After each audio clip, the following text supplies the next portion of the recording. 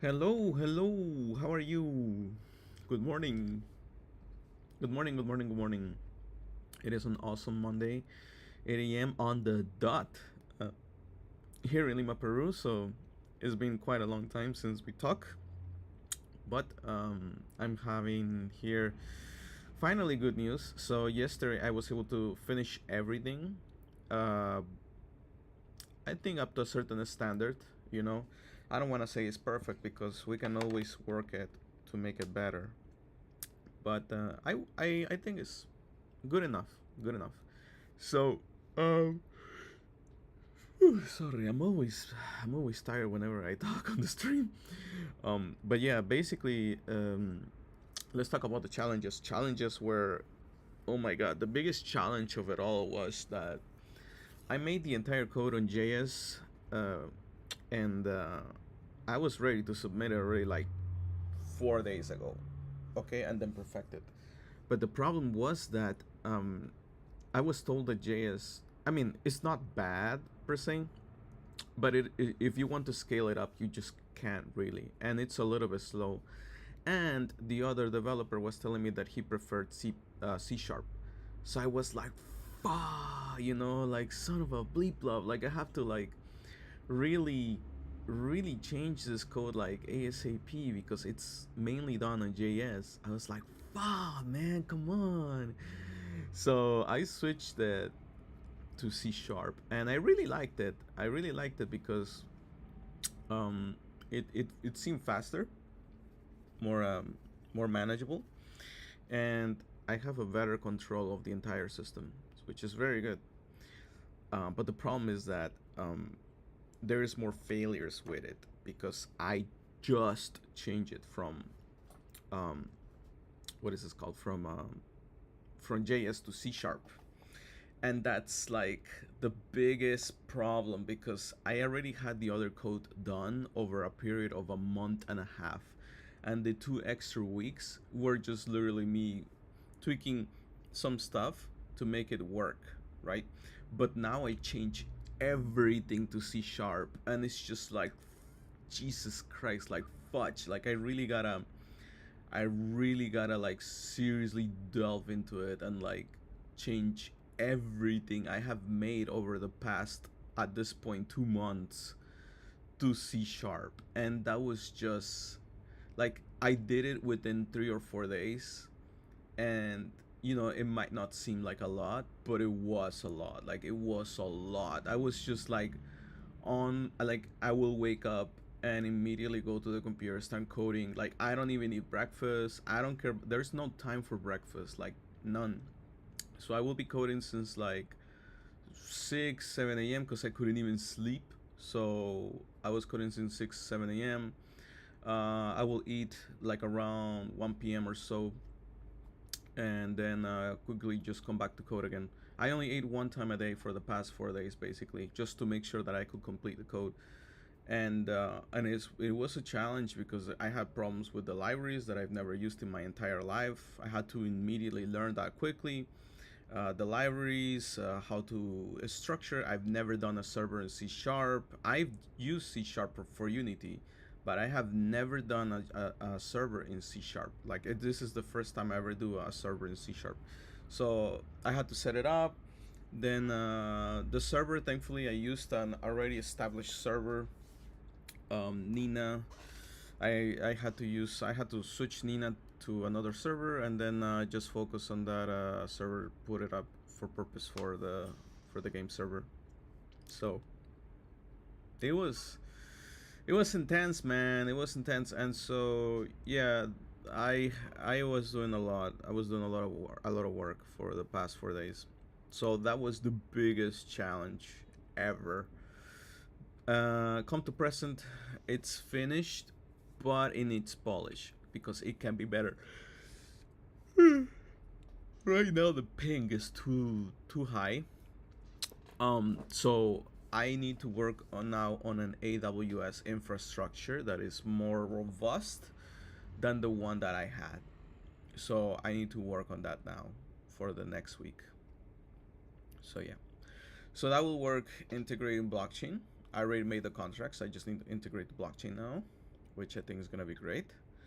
Um, and I think that's basically it for regards to present. I think that within 2 weeks or so, we're gonna have an event, and I'm going to start learning about deploying tokens on ICP because we have to start to get ready to deploy RA on ICP. And if I were to discuss now the future, basically on ICP, I want to deploy. I want to deploy the entire what is this 3.6k tokens on the DEX, but I cannot deploy the entire 3.6k because out of that 3.6k, some were taken already, right, by people who purchased tokens. So I have to assess and calculate how much it was taken. I think I did a rough estimate, more or less. It came down to like I have to do a liquidity with $4,000 for about 2,095 tokens, 2,096 tokens approximately. So I have to do that, and I don't know yet. I don't know. Sorry, oh my god.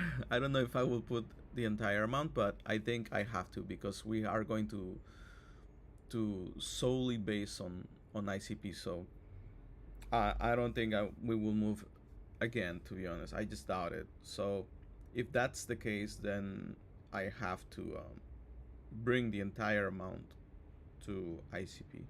So this means that approximately about 2095.99 tokens will be put into a liquidity, and I'm thinking to spread that into 4 liquidities so that we have a standard uh, price for RA that doesn't that is not as volatile as it can be.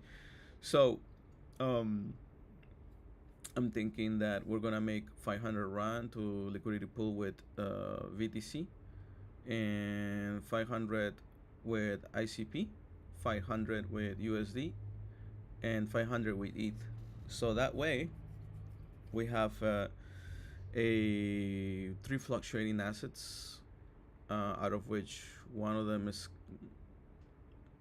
kind of stable. I mean, not really stable. I mean, none of them are stable because if I were to say that BTC is stable, BTC is like, I say it moves, and I don't know by how much it will move, but it will move. So we have a more unstable token, which is ICP. I think ICP is the most unstable because it can really fluctuate. Like it could literally moon, and ETH the same thing, right? It can go really high as well. BTC, I don't think it will do much in terms of fluctuating the price because it's if even if it goes up by a lot per value of BTC, RA itself probably won't because it's just a small amount compared to BTC. But from ICP and ETH, it can. And then we have a stable token, which is USD. So 500 RA to USD. That will be the most stable. So I think this is the best scenario to do 4 liquidity pools, so that people can purchase in any of those that they want to, and that's the goal, right? Now, thinking about the system itself, we're talking about ICP, so we're talking about TAS. Okay, we talk about TAS. So TAS, basically, the way that I'm thinking about it, okay, is that you can mint TAS in each chain that you prefer to, okay? So whatever chain you decide to deploy at, you can deploy it via the merchant office. Oh my god, sorry again for yawning, but you can deploy wherever you want in whichever chain you want to. So I said the goal is still the same, right? To hop on board and realize how much TAS there is out there per person. And we initially are going to deploy RA with the Arbitrium event, I think, and then we're going to allow people to bring back that TAS to ICP or base, because we're gonna launch TAS on ICP, and initially I think it's gonna be Arbitrium and base, because I do have access to those chains via the chain fusion. So we're just gonna say, whatever you guys want to do tasks, you can do it. And I don't know yet about putting up a liquidity pool outside of ICP, but I think tasks will be, it might be up to a liquidity pool, and then let just people do their trading in whichever chain they want to, or if they want to do it in ICP, they can do it this way. Now if we fulfill the first system, which is ICP, ARB, and base, we're going to have a three-way system where people can put their tasks in ICP or in ARB or in what is this other chain I talk, base, and you can do your trading in whichever chain you want to, right? So for those who want to do arbitrage, I think this will be the, like, your dream come true, because it's going to be very simple to do arbitrage between chains. So yeah, but yeah, anyways, that's the system that I want to go with, and you can, again, have your assets on the chain that you want to, and I think it's perfect for everybody. It's very healthy. And merchant offices, again, they will allow you to mint tokens in the chain that you prefer, or if you just want to keep it in ICP, you can keep it in ICP. That is not a problem. So all of that is thanks to Chain Fusion, and I think it's going to be awesome. And I think that's the whole purpose of Ra, TAS, and Merchant Office. If we talk about the bridging system with the CIT, that will take longer. As always, it will take longer because, it's not that there is a problem now with CIT. It's just like it will take time. So I think we'll have to give out compensation for those who hold CIT. I already have the numbers. So if you hold CIT, you're just gonna basically get an airdrop. Basically, is what I'm thinking. Just to compensate for the loss of time. I think I think it should be done. I think it should be done. Um, other than that, we're looking at what else? The lending. So we're gonna have to make a lending platform, and the lending will be only and is strictly only to ICP. Passport system only and strictly only to ICP as well. I don't plan to make any NFTs outside of ICP actually. So I think this will be the best way to do it. Just do all of that in ICP, and so then you might ask, but what is the purpose of, let's say, having tasks outside of ICP? Well, let's say you want to bring an like, I don't know, an NFT, right? You want to mint an NFT outside of ICP. I do want to put this into place. So initially, the easiest thing to do is to bring tasks outside of ICP because it's a token. NFTs is going to be a little bit more interesting because I've never done an NFT bridge. But if you want to have your assets in other places, you can do so. But remember, once again, we're only allowing you to trade in Ra or TAS. We are not allowing you to trade in anything else within ICP. Now, if you want to trade your NFT outside of ICP, okay, the only way you will be able to do it is with TAS. There's no other way to do it. So within ICP, you can trade assets with Ra or TAS. Outside of ICP, you can only trade them with TAS. That's the main caveat for doing such a thing, and I think it's pretty cool. I think it's pretty cool because if, let's say, you don't trust ICP for whatever reason, you have now your NFT asset outside of ICP.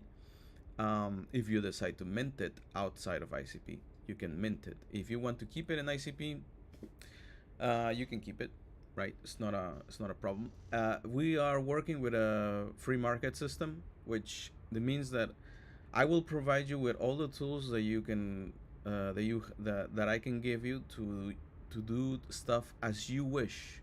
I don't want to put a hold on you into which chain you want to use, except for Ra, because it's just the system just works too well with Ra to be put in ICP, to be honest. So, but you have options with TAS and also with the NFTs. So just wanted to let you know about that.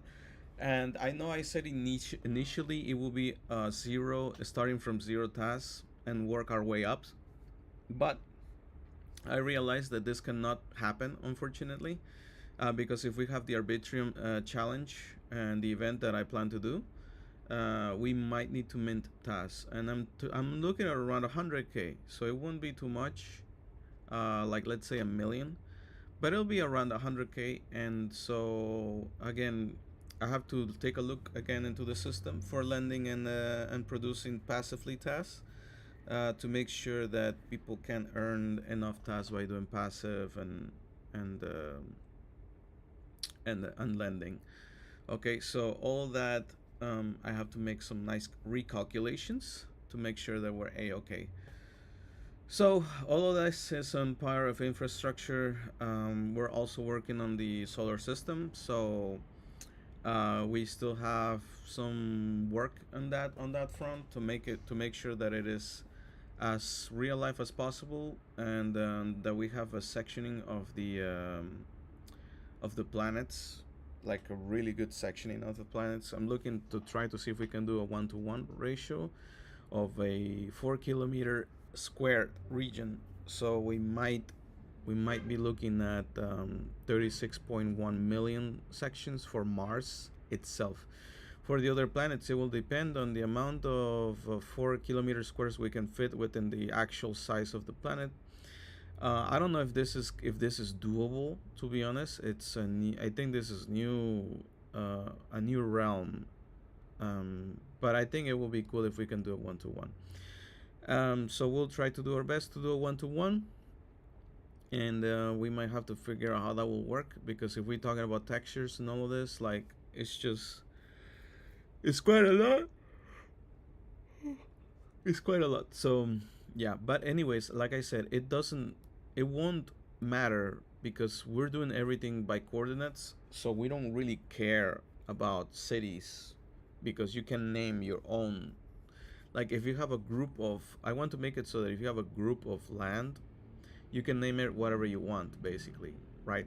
Like I know I said we're gonna have countries, and you can represent your country. So I think what I'm gonna do is that people who want to pledge their land towards the country, they can do so, basically. And I think this is cool because if you have, like, I don't know, 20 land and you want to pledge it to, I don't know, Mexico, now you have, now Mexico has 20 land in certain coordinates, okay, and another person wants to also put it there, they can also do the same thing, pledge it to the certain to Mexico in the certain coordinates. Now I think that I won't allow people to buy land on Earth and Mars, and the reason is because Mars is under attack. So there's no way in hell we can sustain, or we can help people if there's problems on Mars. There's just no way because we're in combat. So you can uh, get land basically for free on Mars. You can claim it, but it's more as an contest, meaning like you could lose your land. Okay. Now, if let's say you are on Saturn, or I don't know, not maybe Saturn, no, let's say you're in, I don't know, Neptune, Jupiter, whatever, and you have land that we allowed you to buy, then yes, there we can guarantee that you won't lose that land. Okay, there will be land that you can lose in contest regions. Okay, but you know for a fact that you are getting land on contested regions. So there will be game mechanics for that. Earth, I think the entire Earth will be contested. Okay, the same thing for Mars. I think those will be the two planets that will be fully contested, which means that let's say you want to claim a section of Earth, uh, you're gonna have to do some sort of game mechanic and then claim it, okay, and you're gonna have to protect it. So if you cannot protect the planet, if you cannot protect your region, well, you messed up, right? So it's gonna be contested. So you can always lose your your regions, okay. And I think now that I think about it, instead of pledging it, I think I'm just gonna make it be a nationality. So depending on your passport, the amount of lands that you hold in your passport, we're just gonna say that's the amount that that Mexico has. Basically, I think that's the best way to do it. Because if it were to be pledging, it's like you can always just unpledge and pledge, unpledge and pledge, and I think that's just quite annoying, coding wise. I don't know. I might look at a better structure, but I think if we just count everything via passport and we say, hey, this person has 20 land here, this other person has 20 land here, then that's what makes up Mexico. Um, so I think I might just do that, but I don't know. We'll see. We'll see. We'll see what works best. But anyways, that's very in the future, okay? But that's what I'm aiming for with the solar system, to do like a nice contest and not non-contest. That's what I want to do. So this means obviously that we're going to building. So building structures and all of that, we're gonna have to make sure that the code is good to go for that too. So yeah. Anyways, that's basically it. There's gonna be many ways to earn money in Stellargate and offer jobs as well. All of that I will go later into that. Services, manufacturing, all of that. It's gonna be a brutal war, so we're gonna need every single bit of it. At least the government will, or they're gonna lose their offices. So we'll see what they do. Anyways, thank you very much for watching this episode. I hope you have enjoyed it, and I hope that I brought you back to update with everything that's going on. I'm very grateful that we have done the minigame server in record time, submitted it by the due date, which was yesterday. So I'm very happy with that. Now we're going to polish, and I will provide an update as soon as I polish it. So yeah. Anyways, thank you guys for watching. I'll see you tomorrow. Peace. Bye bye.